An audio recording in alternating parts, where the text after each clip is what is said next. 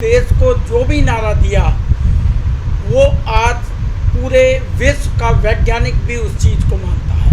उन्होंने पर्यावरण के लिए वृक्षारोपण का कार्यक्रम रखा था, पार्टियाँ पड़ी तब मैं उनके ऊपर लेटा था और वहीं से स्वर्गीय संजय गांधी जी ने मेरा नाम भी लेना शुरू किया। पिछली शताब्दी का 7वां दशक भारतीय राजनीति का एक यादगार दशक माना जाता है। इस दशक के दौरान भारत के राजनीतिक पटल पर एक ऐसे नेता का उदय हुआ था जो अपनी अल्प आयु में ही वह कारनामा कर गया जिसके बारे में कोई सोच नहीं सकता था। इस नेता का नाम था संजय गांधी। आप जानते हैं कि जब भी चुनाव होता है तो कई अफवाहें उड़ने लगती हैं। आप खुद बताएं। तो आप खुद कह रहे हैं कि कांग्रेस का कार्यक्रम अच्छा, और मैं आपको विश्वास दिलाता हूं कि सख्त से सख्त कार्रवाई उसके खिलाफ करी जाएगी। लेकिन जनता पार्टी जो ये अफवाहें उड़ा रही है उसका क्या कार्यक्रम है? 14 में साढ़े श्रीधर किसानों को बिना 10 गुना जमा कराए भूमिधर बना दिया है। संजय गांधी कांग्रेस पार्टी के नेता होने के साथ साथ नेहरू गांधी परिवार के राजनीतिक विरासत के अघोषित वारिस भी थे। माना जाता था कि वो अगर जिंदा होते तो इंदिरा गांधी के बाद वही कांग्रेस की बागडोर संभालते और कांग्रेस के सत्ता में होने पर प्रधानमंत्री बनते। मगर 34 वर्ष की अल्पायु में ही देश को इस नौजवान नेता से मरहूम होना पड़ा। राजनीति में और देश के लिए कुछ अलग करने की चाहत में उन्होंने पर्दे के पीछे से कई ऐसे फैसले लिए कि विवादों से उनका चौली दामन जैसा रिश्ता बन गया। 70 के दशक में भारतीय राजनीति में उथल पुथल मचाने वाले संजय गांधी पहले तो ऑटोमोबाइल इंजीनियर बनना चाहते थे, परंतु यहाँ उनका मन नहीं रमा। फिर उन्होंने अपने बड़े भाई राजीव गांधी के पद चिन्हों पर चलते हुए कमर्शियल पायलट का लाइसेंस हासिल किया, परंतु यह काम भी उन्हें नहीं जचा। वास्तविकता यह थी कि उनके जीवन का लक्ष्य तो कुछ और ही था। वह था राजनीति में एक ऊंचा मुकाम हासिल करना। हालांकि अल्पायु में ही दुनिया से विदा होने के कारण वह उस मुकाम के चरम तक तो नहीं पहुंच सके, परंतु जब तक रहे विवादों में ही घिरे रहे। दूसरी तरफ इस कदावर व्यक्तित्व के संबंध में यह भी सत्य है कि विवादों में घिरे रहने के बाद भी देश के जनमानस में उनकी लोकप्रियता कभी कम नहीं हुई। संजय गांधी बचपन से ही जिद्दी स्वभाव के थे। संजय को पढ़ाई लिखाई में मन नहीं लगता था। इंदिरा और फिरोज के तमाम प्रयासों के बावजूद स्कूल की पढ़ाई भी पूरी नहीं कर पाए थे। संजय गांधी का जन्म 14 दिसंबर 1946 को दिल्ली में हुआ था। बचपन से ही जिद्दी स्वभाव के रहे संजय को पढ़ाई लिखाई में मन नहीं लगता था।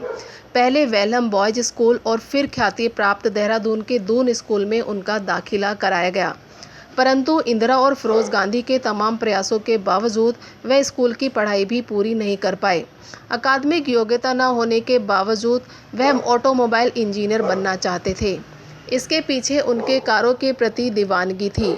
ऑटोमोबाइल के क्षेत्र में अपना करियर बनाने की चाहत में संजय ने इंग्लैंड का रुख किया और वहां प्रसिद्ध कार निर्माता कंपनी रोल्स रॉयस के साथ 3 वर्षों तक इंटर्नशिप किया। फिर वह भारत वापस लौटे और हवाई जहाज का पायलट बनने की ट्रेनिंग लेकर कमर्शियल पायलट का लाइसेंस हासिल किया, परंतु हवाई जहाज उड़ाना संजय गांधी का अंतिम मुकाम नहीं था। उनकी महत्वाकांक्षा तो किसी और उड़ान को लेकर थी और वह थी राजनीति। अगर गरीबों का फायदा होगा तो हमें वो काम करना चाहिए, नुकसान होगा तो कभी नहीं करना चाहिए, चाहे वो लेफ्टिस्ट होए चाहे राइटिस्ट होए। तो यही एक हमारी आइडियोलॉजी है और यही रास्ता कांग्रेस कर रहा है। और इसीलिए आपने देखा है कि हर एक चुनाव में जनता कांग्रेस के साथ रही है और कांग्रेस जनता के साथ रही है, क्योंकि हमारी आइडियोलॉजी ये है कि गरीबों के लिए हमें पार्टी चलानी है। लेकिन उनकी जो प्रतिभा थी वो बिल्कुल अलग अंदाज की थी। ये कहना गलत नहीं होगा कि संजय गांधी का युग भारतीय राजनीति में परिवर्तन युग कहा जाता था।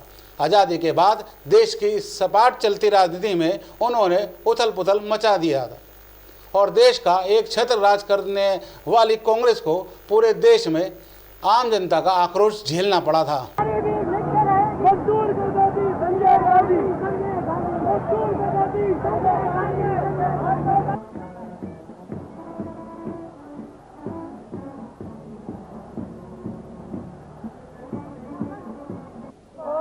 वर्ष 1974 तक संजय के पास राजनीति में करने के लिए कुछ खास नहीं था, परंतु इसी वर्ष जब देश में सरकार के विरुद्ध एकजुट विपक्ष ने देशव्यापी हड़ताल विरोध प्रदर्शन का सिलसिला शुरू किया तो इससे न केवल इंदिरा सरकार को झटका लगा बल्कि देश की अर्थव्यवस्था में भी हिचकोले आने शुरू हो गए।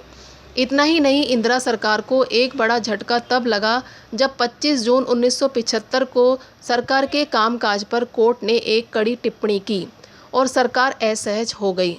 परिस्थितियों को अपने विरुद्ध जाते देख इंदिरा गांधी ने आनन फानन में देश में आपातकाल लगा दिया। आप जानते हैं कि जब से इमरजेंसी आई है हमारा एक नया नारा है कि कम बोलो और काम ज्यादा करो। आपातकाल का ये दौर युवा संजय गांधी के लिए राजनीतिक वरदान साबित हुआ था। राजनीति में कुछ अलग कर दिखाने के लिए उतावले संजय ने इंदिरा गांधी के सलाहकार की भूमिका निभाते हुए पूरी सत्ता को अपने कब्जे में कर लिया था और पूरे आपातकाल के दौरान अपनी मर्जी चलाते रहे। यह भी कहा जाता है कि आपातकाल के दौरान सरकार द्वारा लिए गए सारे कठोर निर्णय इंदिरा और उनकी कैबिनेट के नहीं वरन संजय गांधी के थे। इस दौरान इंदिरा गांधी ने जहां देश के आर्थिक विकास के लिए 20 सूत्री कार्यक्रम की घोषणा की थी, वहीं संजय ने इससे अलग स्वयं द्वारा प्रतिपादित 5 सूत्री कार्यक्रम को जोर शोर से पूरे देश में लागू किया था। ये कार्यक्रम थे शिक्षा, परिवार नियोजन, वृक्षारोपण, जातिवाद के बंधन को तोड़ना और दहेज प्रथा का खात्मा। हालांकि बाद के दिनों में संजय के कार्यक्रम को इंदिरा के 20 सूत्री कार्यक्रम के साथ संबद्ध कर दिया गया और इसे 25 सूत्री कार्यक्रम के तौर पर लागू किया गया। संजय गांधी हवाई जहाज उड़ाने के शौकीन थे। 23 जून 1980 को वे दिल्ली के सफदरगंज एयरपोर्ट पर दिल्ली फ्लाइंग क्लब के नए जहाज को उड़ा रहे थे। जहाज को हवा में कलाबाजी दिखाने के दौरान नियंत्रण खो बैठे और जहाज दुर्घटनाग्रस्त हो गया।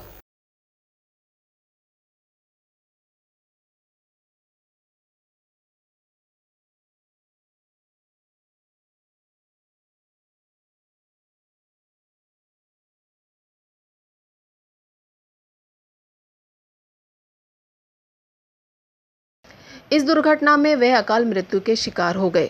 संजय की मृत्यु से 3 महीने पूर्व मेनका ने एक बच्चे को जन्म दिया था जिसका नाम उन्होंने वरुण गांधी रखा।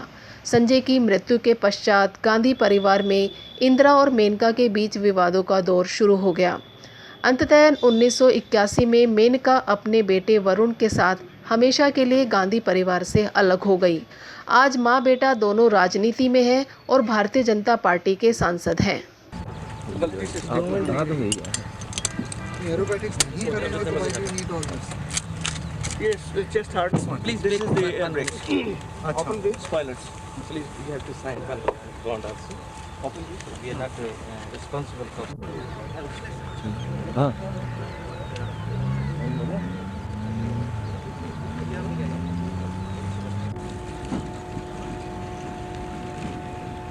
लेकिन ये कहना अभी बहुत ज़्यादा मुश्किल है कि संजय गांधी जैसा आक्रामक नेता जो आज से 40-45 साल पहले सोच रखता था पर्यावरण को लेके, जनसंख्या को लेके, वो आज के ज़माने में कही जा रही बातें हैं। अगर ये संजय गांधी को ऊपर वाला मौका देता तो शायद आज का भारत बिल्कुल ही बदला हुआ होता, क्योंकि संजय गांधी जी की जो सोच थी उसे लेके आज भी वही मुद्दे उठाए जा रहे हैं। पर्यावरण को लेके और जनसंख्या को लेके, इन दोनों चीज़ों पे उन्होंने बहुत बड़ा काम करा। और सबसे बड़ी बात, वो औद्योगिक क्षेत्र के अंदर पूरा काम करते थे।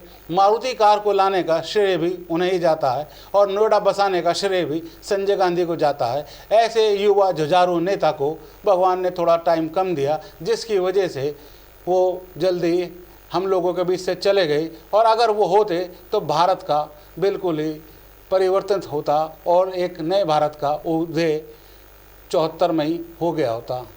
लेकिन इन सब बातों को जानने के लिए हम चलेंगे सतीश शर्मा जी के पास, जिन्होंने उनके साथ बहुत लंबा टाइम व्यतीत करा। जानेंगे संजय गांधी के बारे में बात। और एक अहम क्वेश्चन जो आज तक लोगों के जहन में गूंजता है कि इतने कर्तव्यनिष्ठ पूर्ण राजनीतिक वाले नेता का बेटे कांग्रेस में क्यों नहीं हैं? वरुण गांधी और मेनका गांधी क्यों भाजपा का दामन थामे बैठे हैं? ये एक ऐसा सवाल है जो खुद राजनीतिक में एक बड़ा सवाल है, जिसका कारण अभी खोज नहीं पा रहे हैं। क्योंकि अगर कांग्रेस के अंदर संजय गांधी का परिवार रहता और आक्रामक नेता की भूमिका वरुण गांधी निभाते तो आज कांग्रेस की हालत ये नहीं होती।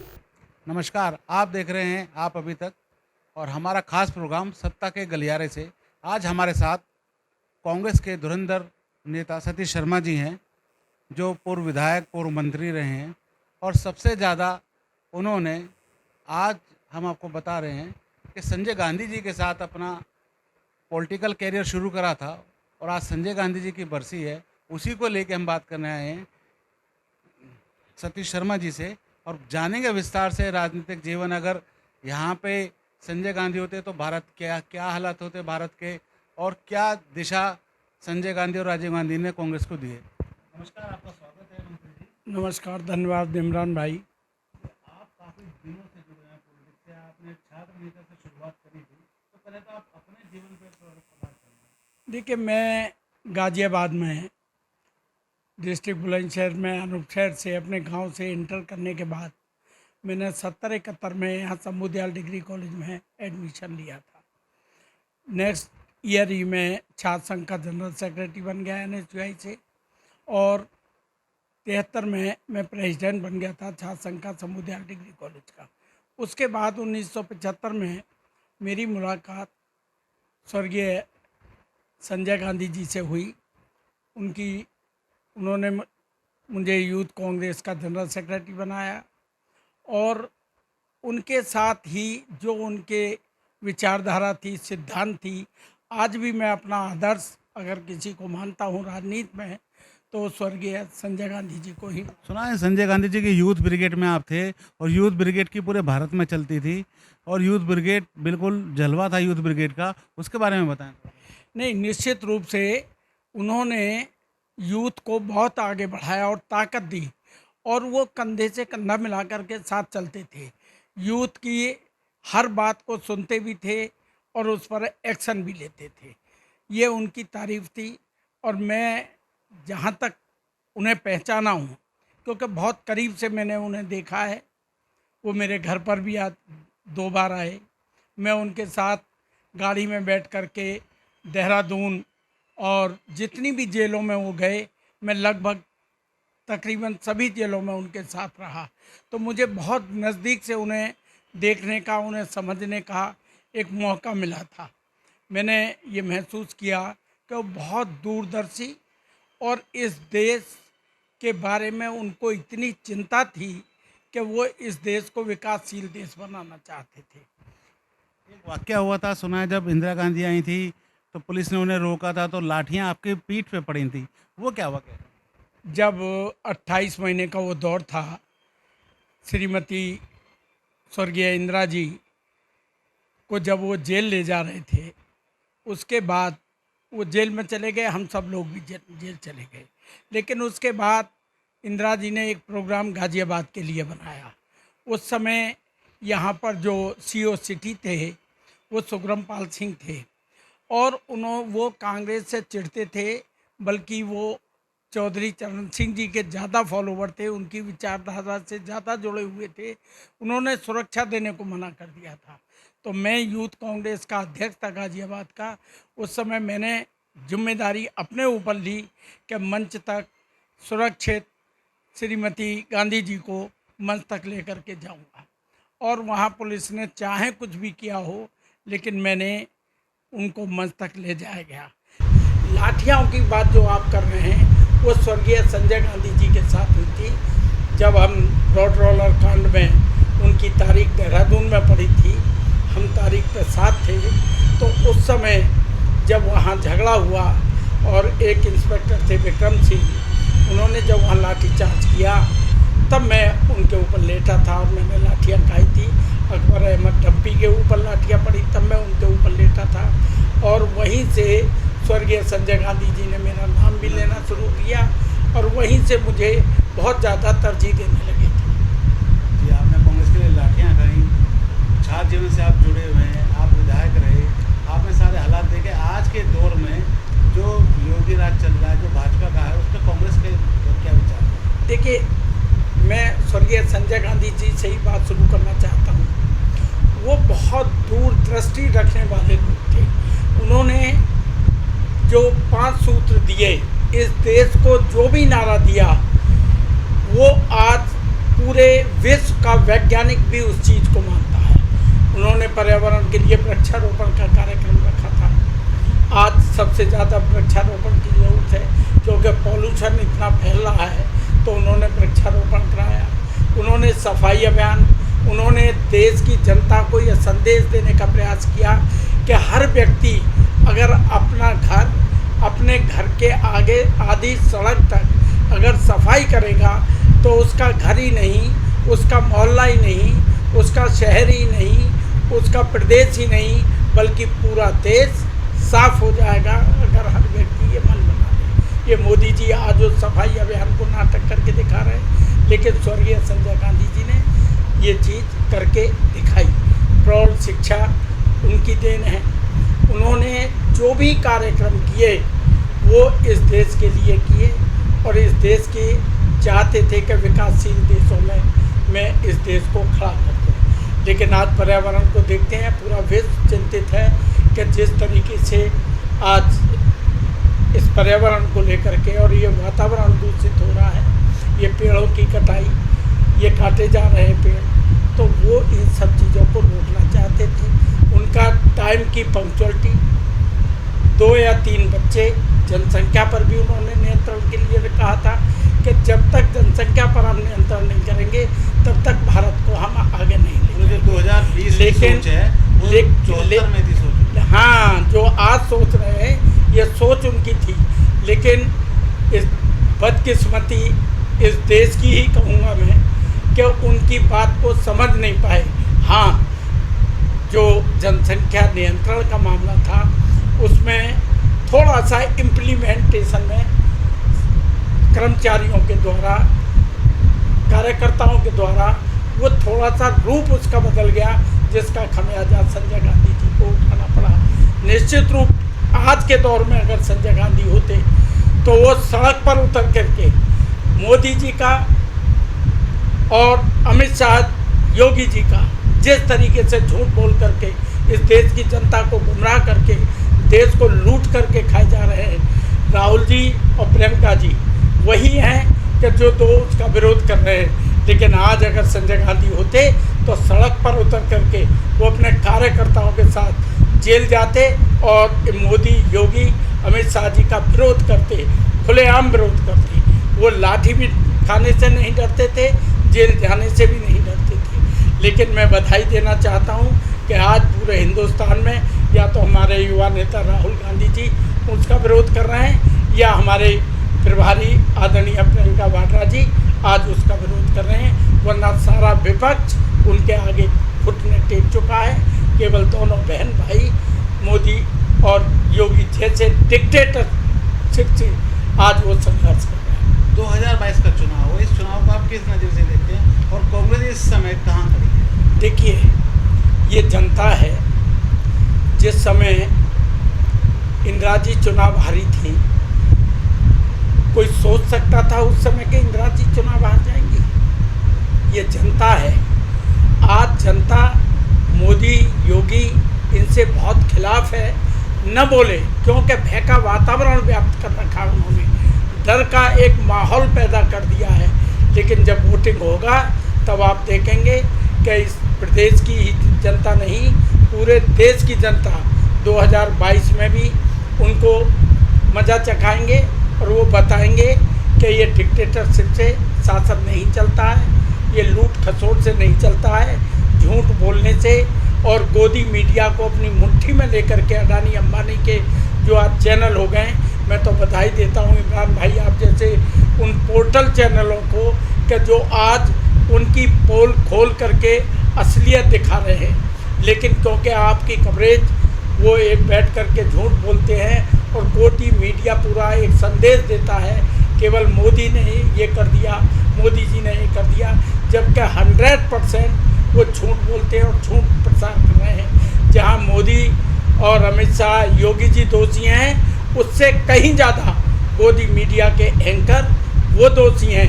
ये पत्रकारिता नहीं है, प्रजातंत्र में जिसको चौथा स्तंभ बताया गया पत्रकारिता को, आज मैं समझता हूँ पत्रकारिता नाम की कोई चीज़ नहीं रह गई है। मैं तो बधाई आप जैसे पोर्टल वालों को दूंगा कि जो सोशल मीडिया के माध्यम से इस सरकार की कमियों को जनता के सामने उजागर कर रहे हैं। पिछले 6 महीने से किसान धरने पे बैठे हैं, आप भी कई बार गए, उनकी आपने पूरी मदद भी करी, तो किसान मुद्दे पे आपकी क्या राय है?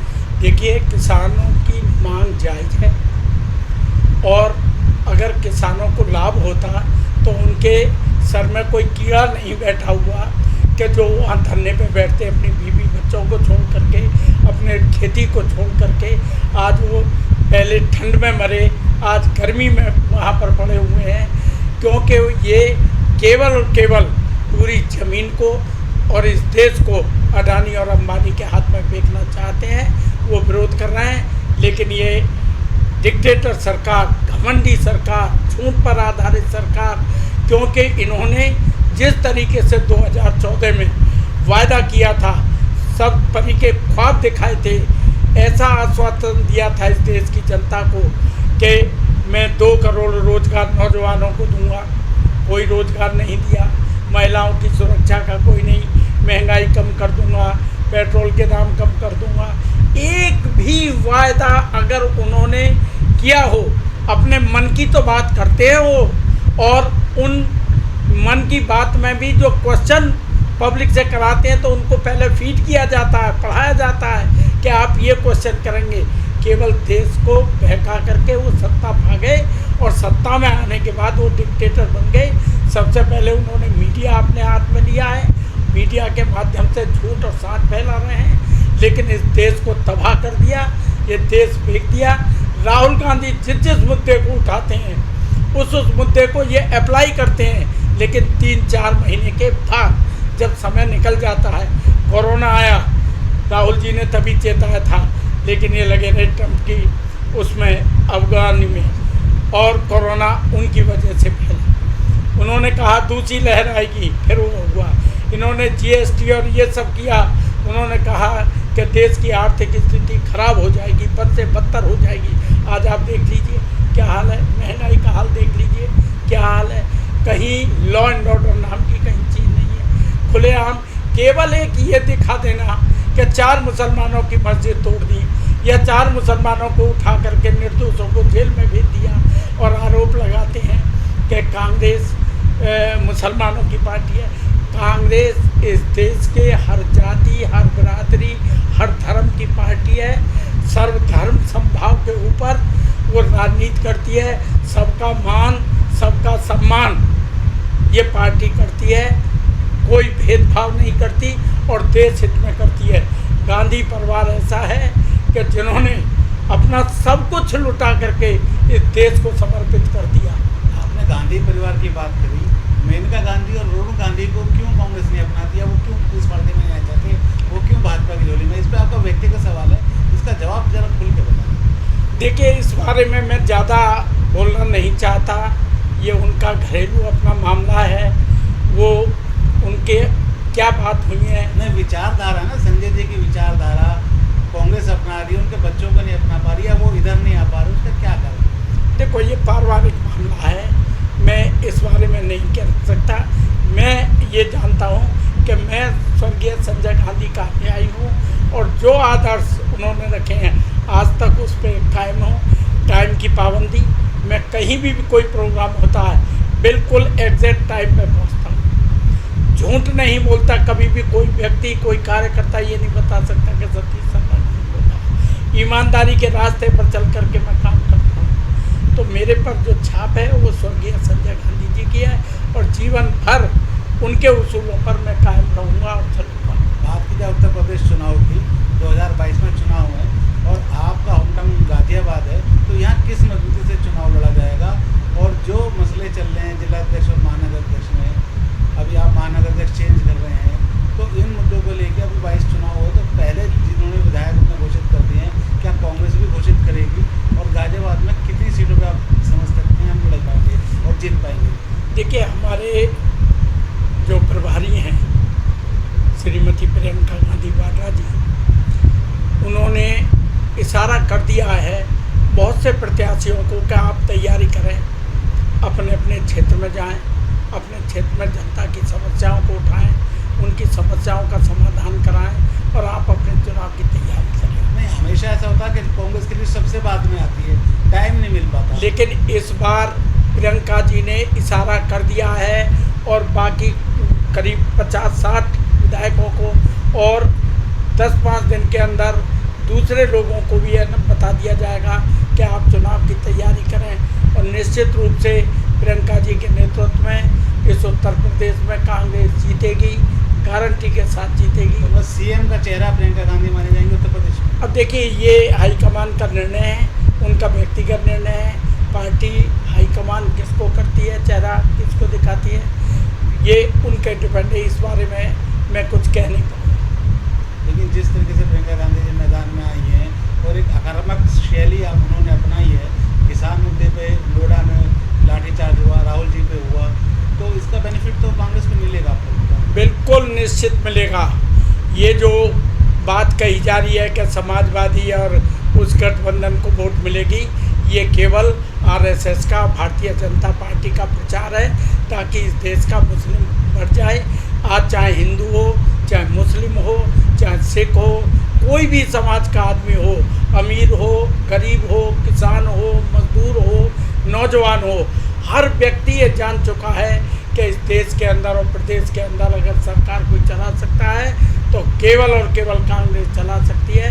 वरना ये जो क्षेत्रीय दल है ये तो उनसे दब चुके हैं और ये प्रचार भी उनका है। आप देखिएगा, चुनाव के रिजल्ट आने दो कि कांग्रेस ही प्रदेश के अंदर सरकार बनाएगी और देश में भी गारंटी के साथ सरकार कांग्रेस की। एक आखिरी सवाल, जिलों में जो गुटबाजी होती है उसका कैसे समाधान निकालेंगे आप लोग? देखिए, घर में 4 बर्तन होते हैं तो खटकते हैं। ये तो खाली कांग्रेस की बात नहीं है, हर दल की, भाजपा में नहीं है। अभी उनके ऊपर आपने देखा होगा या गाजियाबाद में टिकटॉक के ऊपर आज भी आप देख रहे होंगे कि क्या गुटबाजी है, पूरे सोशल मीडिया पे दिखाई देता है, दूसरी पार्टियों में भी है। तो जहाँ 4 बर्तन होंगे तो वहाँ तो खटकते हैं। ये छोट-मोट बातें चलती हैं, लेकिन हमारे प्रदेश अध्यक्ष, हमारी प्रभारी प्रियंका जी उन सब मुद्दों को देख रही हैं, हर चीज़ उनके संज्ञान में है। जो ज़्यादा नहीं मान रहा, ज़्यादा गुटबाजी कर रहा है तो उसे हटा भी देने का भी काम कर रही हैं। एक एक चीज़ पर नज़र रख रही हैं। प्रियंका जी इस देश की, प्रदेश की जनता की छोटी से छोटी समस्या को उठा रही हैं, रोज़ उठा रही हैं, रोज़ पत्र लिख रही हैं और कार्यकर्ताओं को आदेश दे रही हैं। किसानों के साथ अन्याय हो रहा है अगर गल्लों पर, कांटों पर, तो वहाँ भी धरना प्रदर्शन, ज्ञापन दो, रोज़ प्रदर्शन करो। तो उनका आदेश ये है कि हर वर्ग के साथ अगर जिसके साथ अन्याय होता है तो कांग्रेस का वर्कर उनकी लड़ाई लड़े और प्रियंका जी के नेतृत्व में वो लड़ाई प्रदेश के अंदर लड़ी जा रही है। एक आखिरी सवाल आपसे कि जनता को आप कोई संदेश देना चाहते हैं कि आने वाले टाइम में वो किस तरह का धर्म से उठ के विकास के ऊपर वोट दें, किस पे वोट दें, इस पर थोड़ा सा। देखिए, हिंदुस्तान पाकिस्तान, हिंदू मुस्लिम, इनके सिवा भारतीय जनता पार्टी ने आज तक बता दीजिए कि कभी मोदी जी बोले जिन वायदों को जनता से करते हैं सारे झूठे वायदे, कोई ज़मीनी हकीकत नहीं है, केवल झूठ के आधार पर और गोदी मीडिया के माध्यम से वो प्रचार कराते हैं, अपने मन की बात करते हैं, जन की बात वो नहीं करते। झूठ पर आधारित राजनीति जनता जान चुकी है कि इस हिंदू मुस्लिम, इस देश से कोई न मुसलमान को भगा सकता है, न किसी को भगा सकता है, न ये हिंदू राष्ट्र हो सकता है। ये एक गुलदस्ता है, प्रजातंत्र में एक ऐसा नमूना है पूरे विश्व के अंदर कि यहाँ का प्रजातंत्र जितना मजबूत है, लेकिन ये उस प्रजातंत्र को, इस भारत के इतिहास को बदलना चाहते हैं। लेकिन ये कोशिश कर लें, जनता जान चुकी है। अब वो हिंदू मुस्लिम पर वोट नहीं डालेगी, वो काम पर और विकास के नाम पर वोट डालेगी। धन्यवाद आपका। थैंक यू इमरान भाई जी। हमारे साथ थे बेबाक बात करने वाले सतीश शर्मा जी, पूर्व मंत्री, और उन्होंने बताया कि कांग्रेस आने वाले टाइम में उत्तर प्रदेश में 22 भी जीतेगी और 24 में भी राहुल गांधी प्रधानमंत्री बनेंगे। देखना यह है कि कांग्रेस बातों से ज़्यादा सड़कों पर कितना पब्लिक के लिए लड़ेगी और आने वाले 22 का वो रिहर्सल किस तरीके से करेगी। मैं इमरान खान, आप अभी तक गाजियाबाद।